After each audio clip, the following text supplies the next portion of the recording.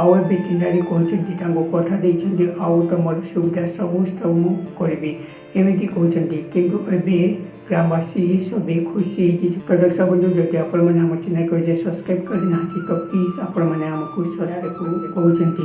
ହଁ ତୁମେ ଯାହା ବି କରିଛ ଠିକ୍ କରିଛ। ସାହୁ ପରିବାର ଏବେ ୱାର୍କରମାନଙ୍କୁ ଏମିତି ନ କରିବା କଥା, ତାଙ୍କୁ କାମ ନ ଦେଇ ଏମିତି ବ୍ୟସ୍ତ କରୁଛନ୍ତି ଆଉ ପିଇବା ପାଇଁ ତାଙ୍କୁ ପାଣି ବି ଦେଉନାହାନ୍ତି।